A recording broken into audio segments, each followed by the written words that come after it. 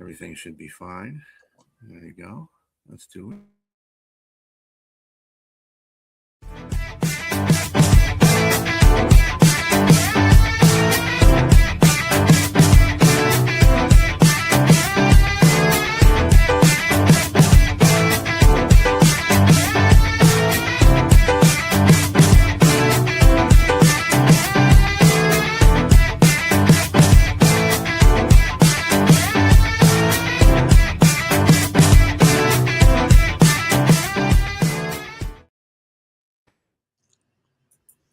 Good evening, everybody. It is the Unprofessional Professional Sports Show. I'm your host, B.A., along with Bo Crouch from Football with Bo, and, of course, James Martin, who is also a contributor to this podcast network. Now that he has his own show, well, shares it with me, but he is the guy. And Keith Engel of TGI Sports. Hope everybody is having a very good evening. Unfortunately, we do have some sad news to pass on this evening. Legendary coach Lou Holtz passes as 89. Just to give you a little bit of breakdown about Lou Holtz, he restored Notre Dame, won the 1988 national title. He finished 249, 132, and 7. Began at William and Mary. Had stops at NC State, Arkansas, Minnesota prior to Notre Dame. Was also the coach of the New York Jets. Sort of. Yeah, for 10 months. He was 3-10. He said Lou Holtz. God told Lou Holtz he wasn't an NFL head coach, so he got away from that one real quick. And that was in 1976, by the way. Lou Holtz also brought to Notre Dame the legendary Play Like Champions Today sign at the bottom of the stairs inside the Irish locker room, as well as a team not wearing the name in the back of their jerseys. Holtz is the only coach to lead 6 different teams to bowl games. I Lou Holtz, one of my favorite coaches of all time, and he turned every program around he touched. As you said, he went to the bowl games with 6 different teams. Not all of them, teams you would think about football mastery, if you will. But I think all you really need to know about how great a coach Lou Holtz was, Notre Dame hadn't won for 11 years. They haven't won national championship before he got there.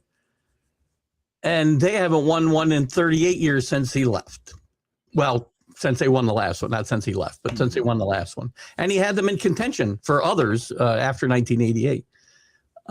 Tremendous coach. I think he knew that the whole Jet thing was a mistake. So if you think God doesn't have a sense of humor, he told Lou Holtz to go coach the Jets. So, but just a tremendous coach, great motivational speaker after or during his coaching career and after. And it's funny too. I didn't remember this until I was looking at his bio a little bit this afternoon. To tell you how much the game has changed, Lou Holtz played linebacker at Kent State.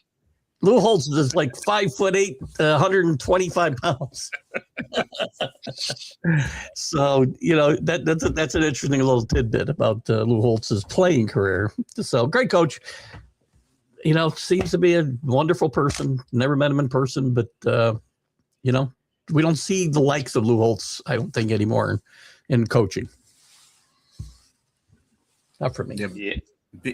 Being a Michigan fan, obviously, I never liked Notre Dame when Lou Holtz was coaching Notre Dame because they would be giving Michigan the business, and I used to hate that. But at the same time, you gotta also remember when he went to NC State in the early 2000s. They were terrible. Yep, they were really terrible, and he turned that program around too. They were like 1-11 before he got there. He didn't have a very good first year, and then he turned the program around. I think they were like 8-4 and 9-3 the next couple of years. So he did a fantastic job with that in his later years. So, I mean, the dude was like magic. I mean, to go to bowl games and 6 different teams, that's an awesome feat. South Carolina too. No wins his first year there. No wins. Yep. So just a great job to turn that program around. I mean, they weren't national championship contenders, but what I meant. Really good. Well, North Carolina State still fits too. I mean, they were still nowhere on the map when he took over there, and I think that's where he went to the Jets from was North Carolina State. If I'm not mistaken. See, and that's how you know that the Jets are the ultimate dumpster fire. The mastery of Lou Holtz couldn't turn that one around. Well, where's Jack when you was need him? Tim Brown under his watch? Tim Brown was under his watch, yeah. That's what I thought, yeah. And Heisman, I mean, he had a couple of Heisman Trophy winners, Rocket Ismail, Tim Brown, and, of course, the great Jerome Bettis played under him as well. Man, I was a huge fan at that time, especially Jerome Bettis. That was like maybe 90, 91, I think, when they were like Jerome had like 200 plus yards or something like that running. I was like, who is this big guy rumbling like that? And I like Lou Holtz. And I mean, one thing you're gonna remember about him is that little lisp he had when he talked. Man, he seemed like this, really nice old guy that was walking up and down the field. I mean, like you said, a linebacker. Like that guy was a linebacker. Yeah, for sure. Yeah. And it's funny, you watch him on the sideline grabbing these, 6'5", 300-pound guys by the face mask and jerking them around. They would just pick up their heads and they'd move them around, for crying out loud. But he was a great motivational coach. Some great players you just mentioned too, James. Because he had a lot of great teams. It wasn't just that national championship. That's the only one that won, but he had some other really close, really good teams. Yeah. Yeah, he in a couple of the bowl games, I think. He beat Ohio State a couple of times in the bowl games too. Yeah, once Arkansas might have been Oklahoma. Now that I think about it, in the Orange Bowl, that's when that game really counted. I think that game got him the Notre Dame job, quite frankly. He had some really good teams at Arkansas too. I mean, at least one of those teams finished in the top 5. And Arkansas wasn't doing that at that time. They were really good in the 60s, but they weren't good before Lou Holtz got there for a while. None of these teams were good before Lou Holtz got there. Notre Dame was like irrelevant after the Jerry Faust fiasco. Who, by the way, Jerry Faust totally miscast. Not his fault. There's a tremendous person who really took it on the chin and just never belonged at Notre Dame. And Lou Holtz did a great job of turning that program around pretty quickly.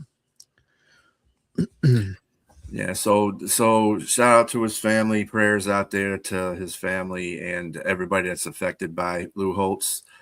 One of the greatest Hall of Fame coaches right there. That's Yeah, rest in peace, Lou Holtz. Rest in peace. Yeah, you much deserved. Much deserved that place. Yeah, exactly. Absolutely. All right, so let's go from the somber to the hilarious, actually. Wide receiver Stephon Diggs is to be released from the Patriots. We already have a comment from Rick saying Diggs wears out his welcome again and had the Vikings' greatest plays in Minnesota Miracle, not worth the headaches. The only headache is the fact that he's seeing a trial for something he may or may not have done. So we don't know what the outcome will be, and that's not really the factor why they release him. It's money. It's the fact that they've got Booty, who plays basically the same position and has really stepped up, and they want the money to go after Alex Pierce, because they really are all in on Alex Pierce right now. I did hear in some certain circles that the Patriots are also interested in DJ Moore too. DJ Moore, Mike Evans, they're all on the list, but Pierce, I think, is the guy they really, really want. And this is Stephon Diggs. He had a classy little comment this afternoon about his time there, but James said it in a text in our group chat that, look, time is catching up with him. He had a decent regular season, but he disappeared during the playoffs. Sorry. I mean, he averaged about, 30 yards a game, 35 yards a game, whatever. And it just that isn't what they're going to need going forward. And guys like Booty and Kyle Williams and Hollins, these guys have all stepped up. They're not number one guys. They got to get another guy in there. But I don't, this wasn't a locker room issue. Like it may have become. Listen, I'm not going to say the Patriots didn't get out in front of a locker room problem because that's the history. But that is not at least the reason they let him go of problems within the locker room. outside the locker room, he's like every other NFL player. Do you think if they release him, do you think is he going to play for somebody else? I'm sorry, allegedly. Do you think he's going to get picked up even with his court allegations going on? I do. Well, it might depend on what happens, right? Yeah, I was going to say it'll depend on what happens after April. I don't think he gets picked up prior to that. If he gets picked up, it'll be after the draft. Yeah, I agree. I'd watch the Chiefs. The Chiefs are a team I'd keep an eye on with Stephon Diggs. They feel like a great spot for him. Pags.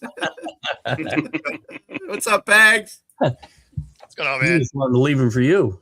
That's all. Speaking of the Chiefs, they had a trade today with Trent McDuffie to the Rams for 4 draft picks, 1 for next year, 3 for this year. I think that works out well for the Rams. They need corners. I think that was one of their weakest points on their team on defense was the corner play. They got the front. So they got the front 7. My question is I don't know who's the GM for the Rams, because they're like the riverboat gambler. They like to put their first round picks on the table, with the rest of the dice and everything. And they never shoot snake eyes. They seem to really get the guys that they want, and it works out. And that makes sense to me because right now they traded with the Falcons, and they got the Falcons number 13th overall pick. And they gave away their own 29th, which is really like a high second, or it's really not worth anything unless you strike it rich with somebody that you can find. But with that being said, like you said, that defensive line is great. They got all those young players on the defensive line. They just need somebody to shut down that side. And Trent McDuffie is that. He's a first team All-Pro in 23, second team All-Pro in 24. He's played in a total of 56 games, and he's had roughly 34 pass defense, 5.5 sacks, 246 tackles, 3 interceptions. So he's kind of like a shutdown guy, and he's 25. So you just paid you didn't just pay that first rounder. I mean, you gave him a 5th and a 6th and a 3rd for next year. But I think it's worth it. I think it's worth it to help them out. And the biggest thing is they're going to pay him money because right now he's on a 5th-year option. And so we're looking at probably like 29-30 million a year. So that's where they're going to end up paying somewhere. But you got to pay anybody that you want to keep that's marquee. And the Chiefs have to make this trade because of money. I don't know any other reason they would make this trade. He's a great player, as you said, and fits that defense perfectly. So it's a little surprising. They get a first-round draft pick, but they're not getting a player of the caliber of McDuffie with that pick. And this is where I have to slightly disagree. I think either not in the free agency, but maybe in the draft with Mansour Delane. Mansour Delane is not gonna be in the top 10. So they're right there at 9. So they can pretty much be banking that he might be right there at that draft, and he's the number 1 corner in the draft. Fair. So yeah, so that's probably what they're maybe banking on, and they're probably going to get a veteran guy to come in, but they're probably banking that they can get him because there've been mock drafts that have shown that Jeremiah Love to them or some tackle like the one from Miami might be there, but they truly, if they're willing to let that marquee of a player go like that and collect a haul, I think they're trying to, and maybe they may collect some of their draft picks and move up. They may decide to move up and grab somebody. So it's funny because the way I look at this is there was a lot of people that were, mocking Love to them, right? But they just freed up the cap space that if they wanted Walker, they could go get Walker. They could draft the corner at 9, and then at 29, fix that offensive line. There you go. Absolutely. And you're not out any money, and you just plugged 3 holes that you had. Yep. Absolutely. Yeah, Rams are definitely the kings of F them picks. Hey, you know what though? The difference for them is they gamble on it and they win. Yes. They win. Yes, They absolutely. push it all to the middle and it works. And the thing is, I mean, the biggest issue they had was secondary, and grabbing McDuffie is huge. So, I mean, they were already, really, you know, it was Seattle and LA favored to go back to the Super Bowl. I would say that actually helps the Rams move a little bit ahead. They are probably going to be the favorite in the NFC just with that move. And they do actually win. They do win more often than they don't, because I took a quick look because I couldn't remember the GM's name either. It's Les Snead. He's been there since 2012. That's an eternity in the NFL. That's amazing, actually. Oh, yeah, which is kind of hilarious. He doesn't have Mickey Loomis beat, though. Mickey Loomis has been with the Saints since like 2003. And mind you, I will send a shout out to Mickey Loomis. He got the best NFL draft in 2025, and he as well he had in 2017 with that draft haul. So I mean, but mind you, he's had some duds in between those. That guy's as old as Jack Hirsch. He should be retired. And the thing about it too, it's funny kind of looking at that franchise and the Lions, because Brad Holmes came from the Rams, and he does everything totally the opposite of what the Rams are doing. He doesn't do the F them picks. He says, "Give me them picks. I want them picks." So again, it works to a certain degree.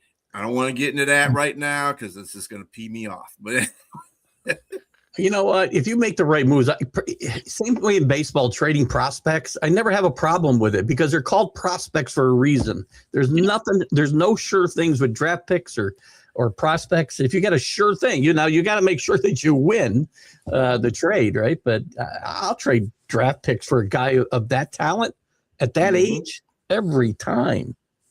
And the Rams are working on to extend Stafford, by the way, so that's also in the mix. Stafford is never. I'm sorry. He might get older. Pags might have that point to him, but at the same time, it seems like he plays at the top of his game the older he gets. It's amazing some of the stuff I see him do. He might want to start hanging out with Tom Brady if he wants to keep playing a lot longer, though. There you go. Learn some of that avocado ice cream. Stay away from coffee and whatever else Tom's never eaten. Yeah, stay away from anything that you remotely makes you happy. Yes. Like kids.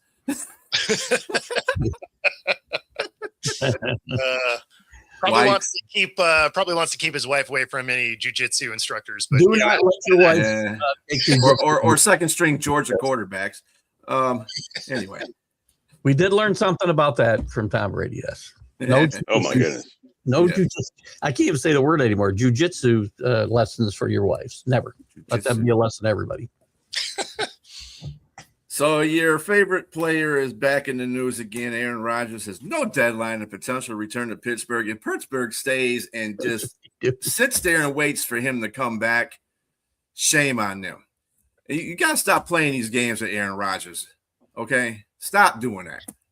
So do you think it's that, or do you think they are low-key embracing the suck, that they're going to have a bad year and they're ready to draft a quarterback next year? Well, it definitely has to be next year because there's not much to choose from in the pool this year. So, and that's why they're probably going to wait. Like you said, they're most definitely going to wait on Aaron Rodgers because I can't see anybody better unless they want to, take Kyler Murray, a shot at Kyler Murray in his video games. I don't know. I just think you're probably going to wait on Aaron Rodgers and see how that goes. I think you wait for Rodgers, and then when he says no, you just go with Mason Rudolph, enjoy the fact that you're going to be a 7-win team, and draft one of the quarterbacks from next year where it's going to be a little bit better draft. I mean, well, you guys are just throwing out Will Howard, huh? Yeah. Will Howard could play. I mean, I just if it started today with the way the roster is, Mason's still your starter. Yeah. I wouldn't give him 7 wins, by the way. If I'm trying to tank the season, 7 wins isn't where I want to be. Yeah, but you're in a division that nobody wants to win right now. No, so you're going to win some games by mistake, I guess, right? Yeah, like the Bengals exist. Yeah, pretty much. That's true. And speaking of good segue there, James, with releasing Kyler Murray, they did do that. Getting ready to do that if they haven't done it already. Yeah, where do you think he ends up? Sorry, Rick. They're like Minnesota. Call of Duty video game, maybe. I don't know. Yeah, his market's going to be very small. Minnesota, Miami.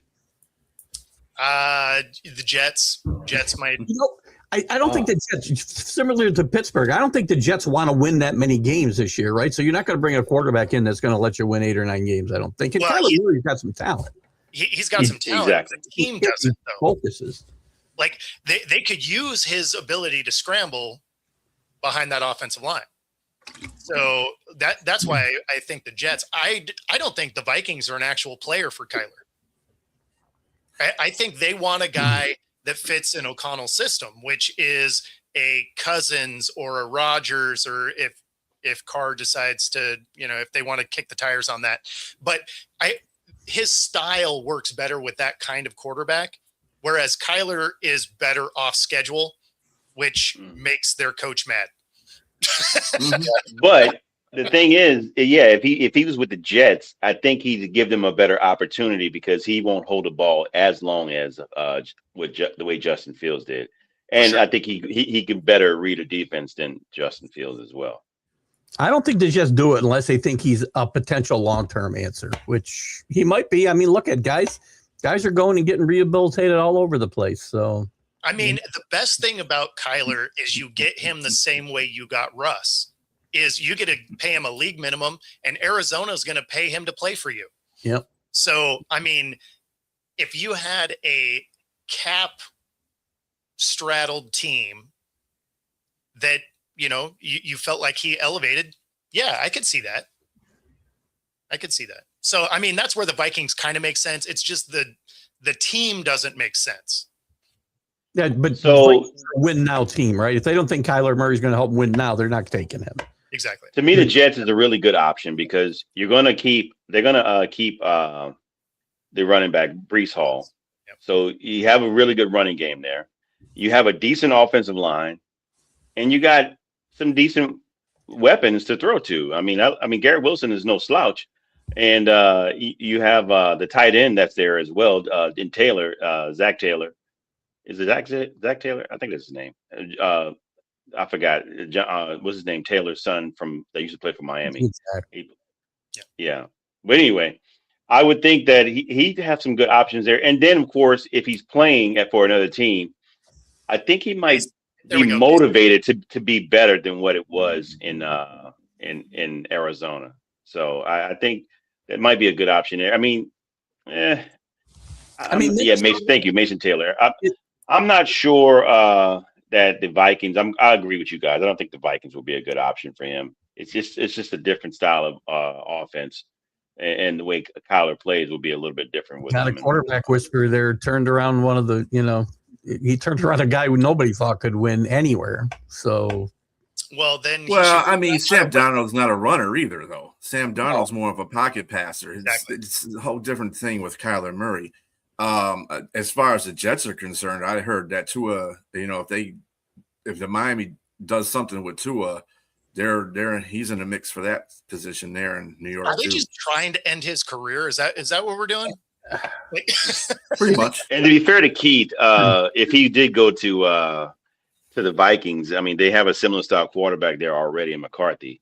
But that's not really working. To me, that's the most interesting quarterback situation of all, because it's the only team that I can see that is a win now looking for a quarterback is the Minnesota Vikings. And this is an important decision, obviously. And to me, it's either Murray, Cousins, or Rodgers.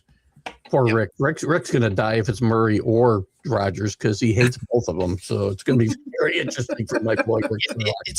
It is a win now team, right? I mean, you saw what Darnold was able to do with them. The rest of the roster is ready to go. It's a good defense, a solid offensive line. They have weapons. So, I mean, I agree. They're a quarterback away from not being a Super Bowl contender, mind you, but being a playoff team. Right. And the problem is Kyler doesn't give you that.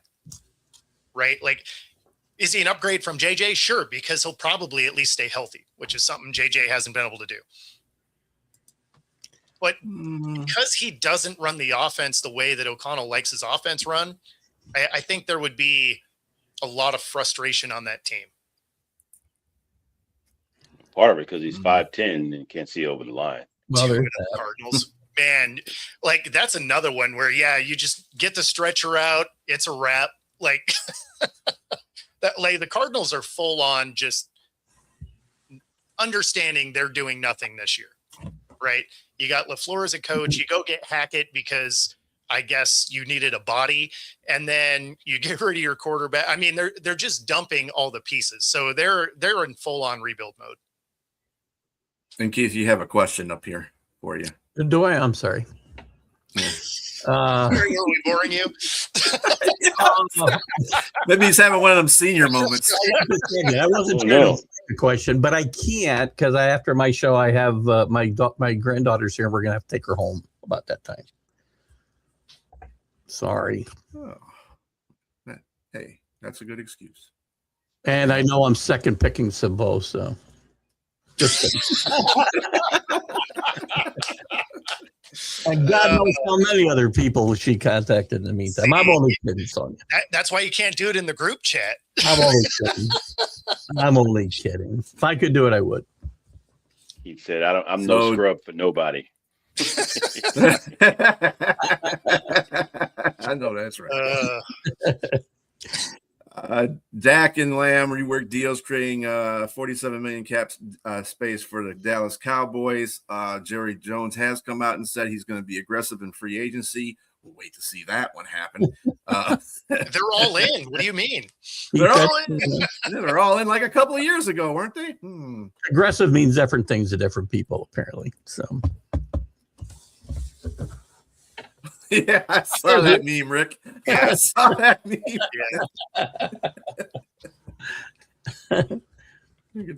Yeah. Oh, that's Keith. I just said listen, I didn't take my ADD medicine today. That's my problem, and I got too many stimuli around me. Squirrel. I will try to see what I can do, hon. I see the pecking order there. We are at the bottom of the totem pole. That's what I strive for. We're on an unprofessional professional sports show. That's why. We are the scrub of scrubs. I feel better about myself already. Let me tell you. Yes, you should. So it looks like that the Indianapolis Colts put the transition tag on Daniel Jones. Yeah, that makes sense. It makes sense. But it's a transition one, so it's not the full on. If someone comes in and tries to negotiate and they have the rights to try to, match the offer. But if they think it's too much, they just let them go. Owner. We like you, but Well, so it saves them $6 million. He's gonna start the year on IR, right? So I mean, some of that makes sense. And then at the same time, the formula that he's successful with. Right. So the only people that are going to come talking to him are the ones that have a good offensive line and a solid running back, because the 2 years that he's been good, he had a fantastic running back and a line that kept him upright. So when you're a GM around the league, there's only a handful of teams that need a quarterback that have those things. Right. So this feels like a safe bet. Like somebody's going to come and negotiate for a guy that's not going to be healthy week one. And then, I think there's a good chance they just saved themselves $6 million and they still end up with Daniel Jones. And I agree with you. I don't think that no one's going to come checking for Daniel Jones. Not with him trying to repair. Come back from Minnesota may. Repair. Minnesota may. Yeah, I'm saying the Achilles thing. I think is the biggest thing. I think it's just it's like even $37 million is a lot of money. To say, years, nobody's going to give him years guaranteed with this injury, right? You might give him a 1 year contract, but he's already got that now. So the Colts will match whatever I would think if somebody goes more years. Well, and you've seen, and this is why Minnesota won't, is you've seen the timeline for a guy that tears his Achilles. even when he gets back, that first year, he's not good, right? Cousins wasn't good. Rodgers wasn't good. Like you've seen that the year they come back, it's not great, right? So if he's going to miss the first part, so if he's going to miss the first part of the year, and then you're not going to be that good, you're not going to go spend $40 million on that guy. You're going to let JJ McCarthy figure it out or go get a different veteran. And your quarterback room is already gimpy. Adding Cousins or Jones will be even more gimpy. I mean, you just got this quarterback room with everybody holding each other up. So, because one guy's Achilles messed up, the other one's hamstrings jacked up, and it's just not healthy. I run 2008, and I'm still not the same. I can tell you right now. So they better be careful. Of course, I was 40 years old. I would say that. I mean, so was Cousins. That's true. That's true. People, the elf gets injured too much too. To me, I'm not. Yes. That's nothing that's steady either. Tua is another guy. Obviously, he gets concussed because he doesn't know how to run right. I don't know if the keeper elf is bringing cookies. I might want to have him come in. Are the ones that are nobody just letting get away. Really, San Francisco and their situation with their backup quarterback, and they want to let him go. I don't know if that's just the case because they think that he plays better than Purdy. I don't know. But if I'm the Vikings, the only guy I'm really looking at is Cousins because he already has chemistry with your team. Yep. You can get him for nothing. He's familiar with the program. He's familiar but he's old and gimpy. You better protect him, that's for sure. That's the thing is he's not going to be coming from a spot that just forgets they have stars on the roster, right? I mean, that was the biggest thing with Atlanta is they couldn't protect him, and then they would just not use the running game randomly. You're just like, oh, cool, we have Bijan. That's like, hey, you know what? We got this Ferrari in the garage, but you know what we're not going to do is buy fuel. So you can look at it, you can shine it up, but you know what you can't do is drive it. So yeah, it's he'll be way better off with the Vikings. Do I think he's an elite talent or anything like that? No, but I never did. But what he is consistent, and outside of this injury, he has been healthy throughout his career. So you only need him to be good for a year or maybe two, and then you're starting to lose a bunch of this roster anyway. Yeah. So did the Vikings let go Aaron Jones? Aaron Jones, yes, they did. Yeah. So what's the deal? I mean, I know Jordan Mason is probably their guy, I guess. I also heard they were going to try to re-sign Aaron Jones, but I don't know whether. Again, that's always a crapshoot. So. Yeah, Jordan Mason basically took over that role last season when they had him. He's a pretty good running back. Yeah, he's pretty good. Yeah, well, and there's a couple of solid running backs that'll be mid to late second round. So I mean, like they could go get somebody too. And as we stated before, tag placed on Breece Hall, so he's there to stay. I've been noticing this about the running backs of this season. There was no tag placed on Kenneth Walker. Which is the Lions. The Lions, in my opinion, the idiots that they are sometimes. They traded Montgomery away to Houston for some draft picks and an offense center that was 31 out of 32 that in the league. And Houston, I don't know what their deal is either, because it looks like they were trying to get rid of their starting offensive linemen. They did the same thing like last year. I don't know what's going on. They just don't like their offensive linemen or something. They don't want C.J. Stroud to be, Well, they weren't very good the end of last year anyway, or a lot of last year. Certainly in the playoffs against the Patriots, they were awful. So yeah, they were awful pretty much the whole year. The defense is why the Texans were good. Exactly. The running backs, though, it's just, the league just still does not value running backs. They feel like they're the most replaceable skill position player out there, and that's why you don't see him getting franchised. You don't see him, except for a handful of guys, getting the long-term guaranteed contracts, and that's probably going to continue. Walker is absolutely leaving Seattle. Yeah, I think he's gone. I think he'll be in Kansas City. I like your scenario. People don't seem to get the idea of empathy. If you were in Walker's shoes, what would you do if you know that they're going to pay everybody else on that team and the least valued position would be the running back? and you have an opportunity to go to somewhere else, some other team, you got your ring already.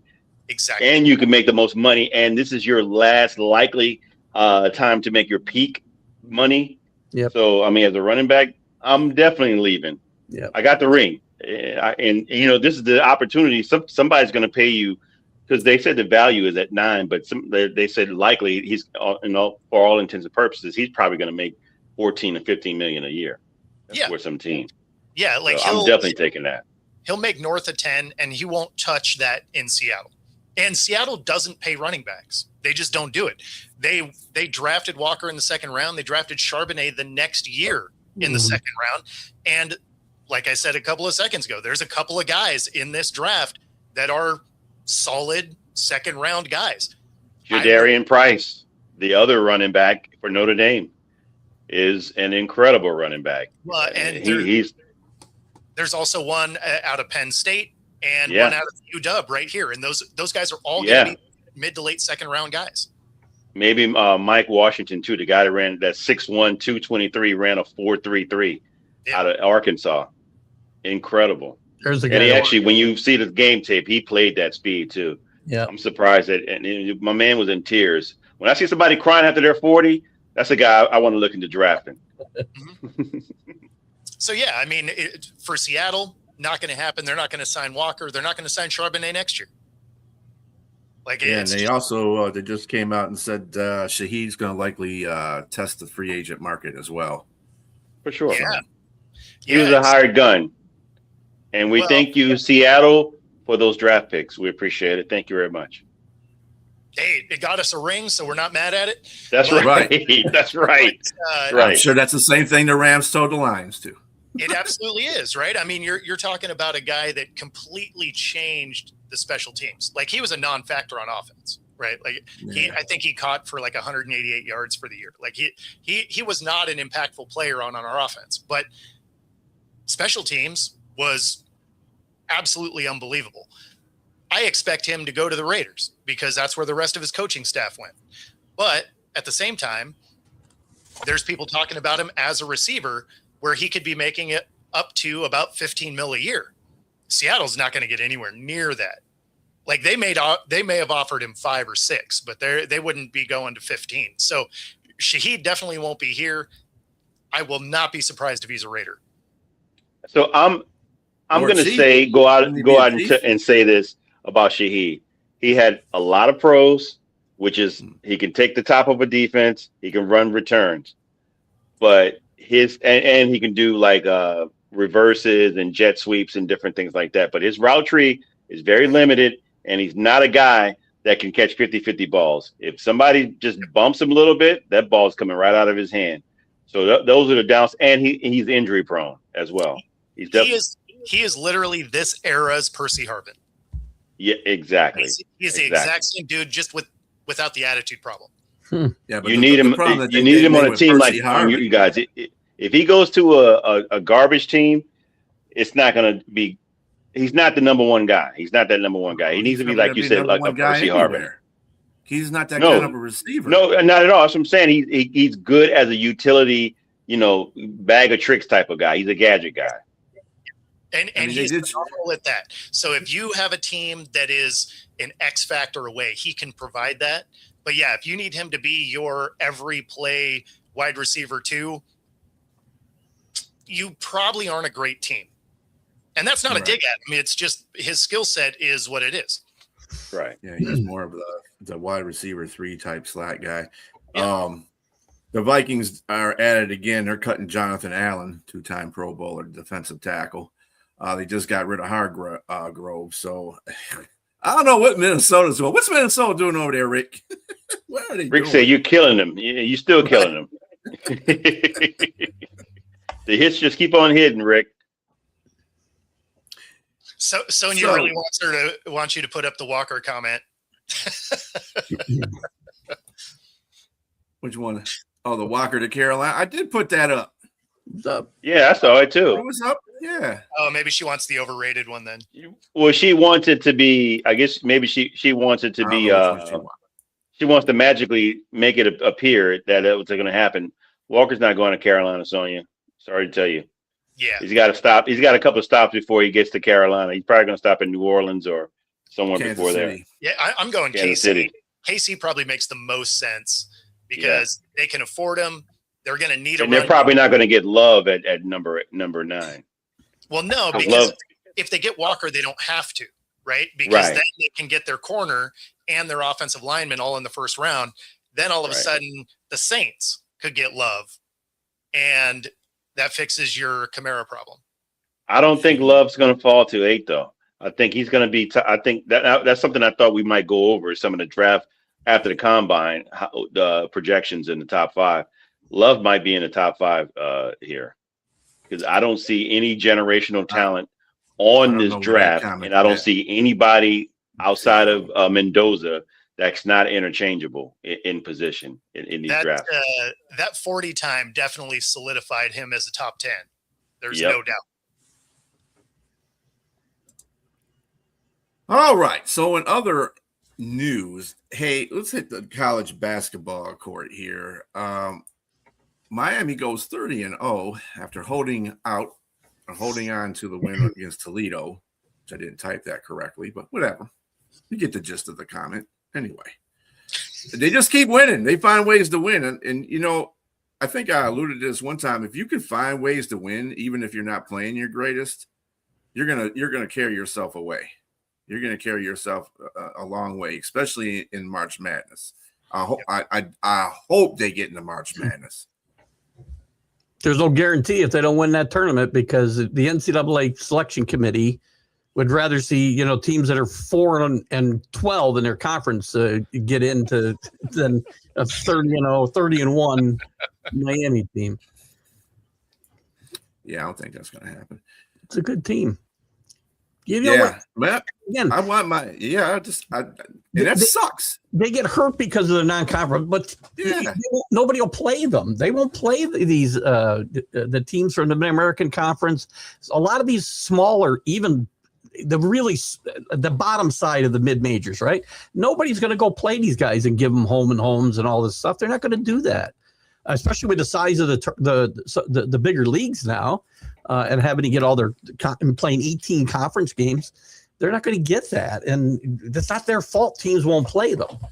I mean, they have won 7 league games, like 1 possession games. But again, as Brian said, there's something to be said for finding a way to win games. And this is a great story. I want them to be undefeated, getting into the tournament with about an 8 seed, and it's going to be a wonderful story to watch them play. I mean, we talked about it on one of my shows here last week, and yes, I understand the use.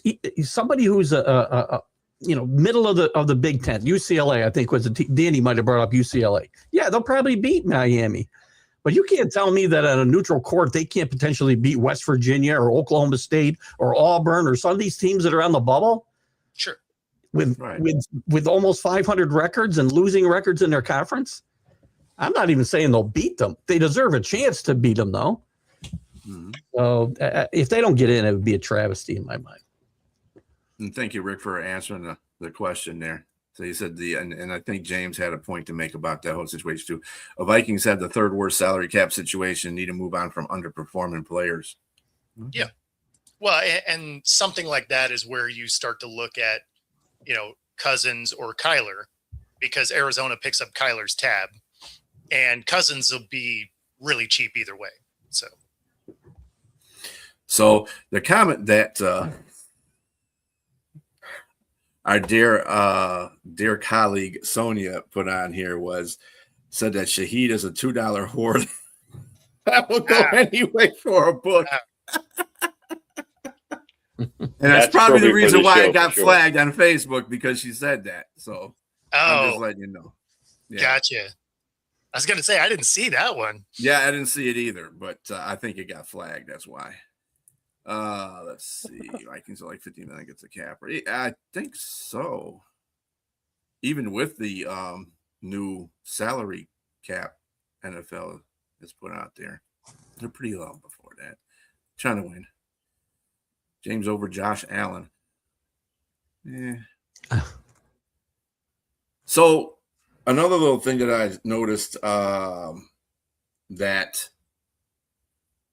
we had with the NBA I don't know if you guys watched this game, the Lakers versus Golden State when they beat them on Saturday, but JJ Redick found play in exchange with Luka during Saturday's win over Golden State. And let me tell you, it was kind of hilarious because somebody had a very good bird's eye view of the situation that went on. Mm-hmm. And it was like he pulled him off the court and and then he went over there and talked to him. He sat down, he talked to him, and like Luka was stating his case. And I guess the last thing that JJ Redick said to him bothered him extremely because he got up like he was about to go over there and choke the hell out of him. And if it wasn't for his teammate that got up, he was like, yeah, he was clapping and stuff. He was playing it off like, yeah, sit down, man. Don't even go over there and cause any trouble and stuff like that. Because he might have heard the whole conversation too, because he was sitting right next to him. So I don't remember what player that was that grabbed him. But that was kind of an interesting exchange. I don't know if anybody caught that. Anybody catch that? I didn't see it, but I mean, this is not about to be a return of Latrell Sprewell. So yeah. I mean, I don't think Luka had that in him. I knew Luka's tough, but I mean, come on, man. I mean, they know better. None of these guys want to swing or do anything anymore like they did back in the past. It was he was obviously upset, but I mean, we're gonna do anything. Well, and it looked like he put his hand up to like fist bump, but JJ didn't see it. And like walked away and like left him hanging, right? So, you know, if he was already mad and then you're like, oh, really? You're going to leave me hanging too? Like, okay, cool. Like, so I do think it's being blown up more than it should. And, you know, probably mostly because they're not playing particularly well. So. And it's the Lakers, right? They're going exactly. They're going to take all the news and suck all the air up out of the media. So on NHL notes, right now, coming off the Olympics. Bear with me a moment here. We have the trade deadline this Friday for the NHL. Yes, we do. There you go. That was one point I was going to make a job there. That's late. Well, it's because of the Olympic break. Yeah. Olympics. Yeah. Yeah. So there was actually a freeze during the Olympics. So you couldn't do anything during the Olympic break. And so, it ends up being 3 weeks behind when it normally would. That being said, it's still the same number of games towards the end of the season. So it's, even though the timeline is pushed, the amount of games didn't change. So when it comes to the percentage of the season being gone, it's about the same. Yeah, so just to keep a heads up on what's going on with the NHL right now in the Eastern Atlantic Division, Tampa Bay, Buffalo, Detroit, and Montreal are the top 4 teams there. In the Eastern Metropolitan Division, Carolina, Pittsburgh, New York, and Columbus are on there. And in the Western Central, Colorado, Dallas, Minnesota, and Utah. And in the Western Pacific, Vegas, Anaheim, Seattle, and Edmonton are top 4 in those divisions. Yeah, in fact, we took down the Hurricanes, which is leading the Metro Division on Monday. So, I mean, the thing with the trade deadline is the teams that need guys, there's not a lot of those guys available. So, like for Seattle, we need someone that can put the puck in the net. Like, we play defense pretty well. Our goalies are great. They stopped, they had 35 saves against the Hurricanes, right? Like that's an insane barrage of pucks flying at you to only give up 1 score. So that end of the floor is fine. It's just, they have a really hard time putting the puck on the net. They're good at moving the puck around, but they seem like they're always looking for that extra pass rather than just pulling the trigger and launching the puck. So they need a scorer. The problem is there's not a lot of scorers available, right? So you're just like baseball. You're looking for a team that's like, hey, you know what? We're out of it. We're going to go ahead and embrace this rebuild situation and start dumping players. Unfortunately, there's just not a lot out there. So there's a few different teams that could use scorers, and there's just not scorers to be had. So Seattle, prime example, they're a team that they're probably going to get in. But if you can't score, you're not going to go super far in the playoffs.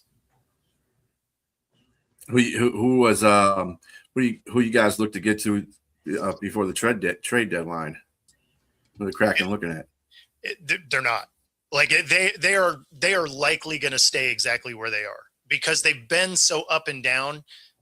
You know, when they go on a run, they're in the wild card, or they've been as high as second in the division, and then they get cold and they fall all the way to second to last. So they're a team that you're not really a player away.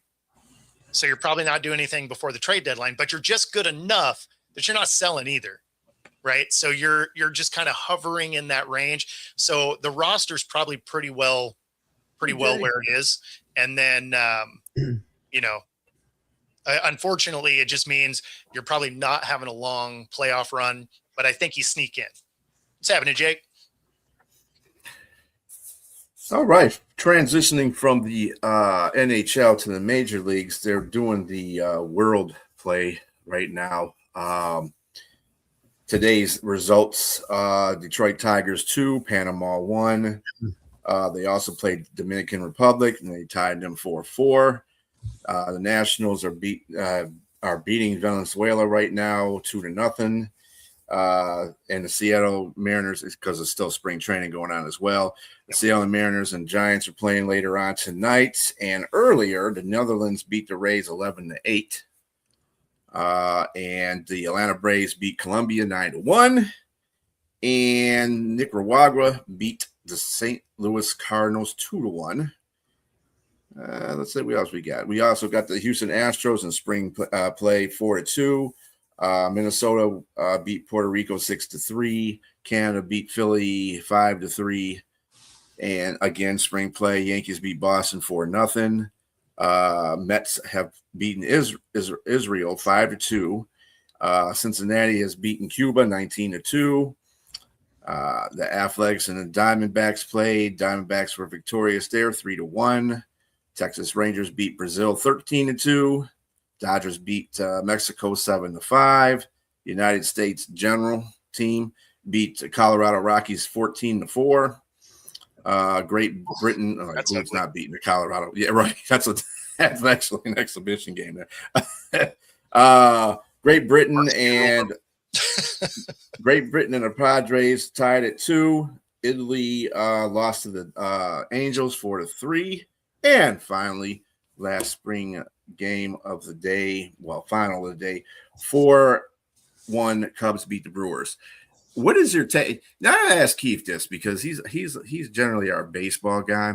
What do you think about these games that they're having during spring training with the international teams? WBC? I love the WBC, and every 4 years it comes around. There's no other time to play it than now. So again, it takes away a couple of weeks. Takes these guys away from spring training for a couple of weeks, but they're still going to be working out. It's not going to be a huge deal. Teams worry about guys getting hurt. If guys are going to get hurt, they're going to get hurt. And I don't know where I made that. I made that prediction last year. How'd that work?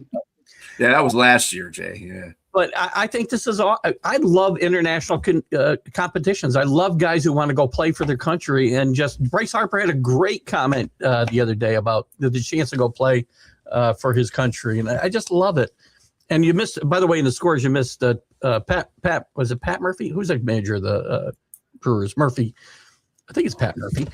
Just went off on his team after they lost to Britain yesterday because Britain's not that good. Remember the uniforms they had last year where the letters were falling off the jerseys for the Great Britain team? It was kind of embarrassing. But they've gotten better. The real games start tomorrow. The USA is the heavy betting favorite, followed by Japan, obviously. And then I think the Dominican and Venezuela are going to be right behind them. And I think Dominican and Venezuela are in the same pool, too. So it's going to be very interesting to see which one of those comes out of there. USA, Japan should come out of their pools easily.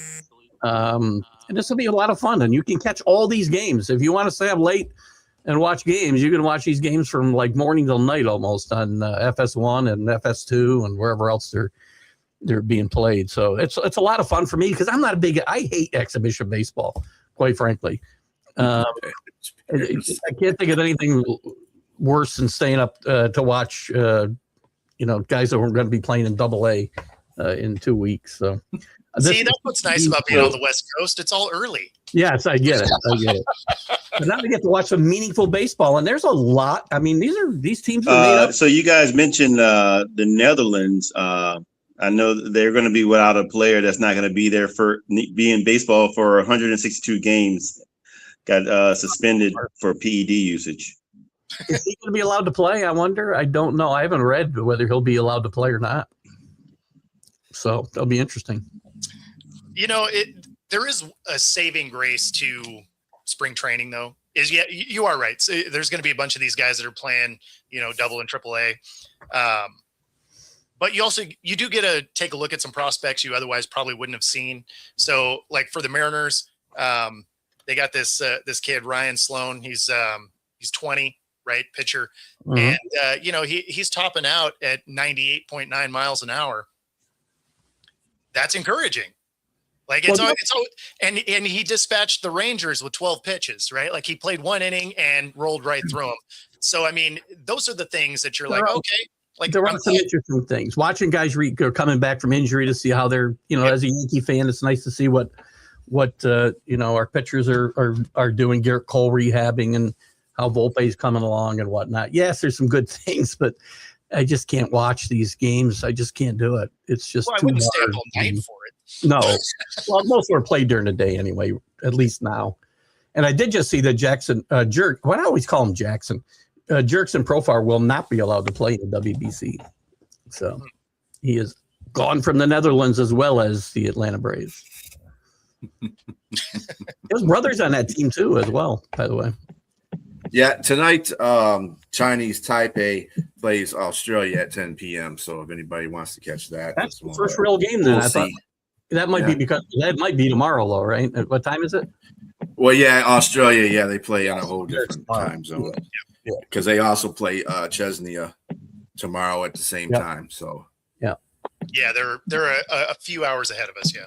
Yeah, I'd say a few, like a day, exactly, almost a day. 12 hours. Yeah. All right. So this is going to conclude the rest of the day. I don't know what happened to Keith there. There's Keith. Okay. What happened to, I don't know what happened to. Yeah. He said his audio was bad. And his mic was spiking. So I don't know what was going on his end. Okay. All right. Well, that's going to conclude the show anyway. So glad to have you guys on to talk sports again, like every Wednesday.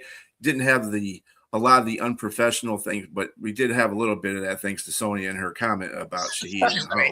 But anyway, somebody always says we're not unprofessional enough. I like it. Yeah. And thank you there, Sonia, for that. And they got 600. She got 600 subscribers, so that's amazing. Awesome. So same time, same bat channel next week, 6 o'clock. You can catch this re-air pretty soon. Someday. Probably tomorrow. I got my schedule in front of me. I'm sorry. But anyway, yeah.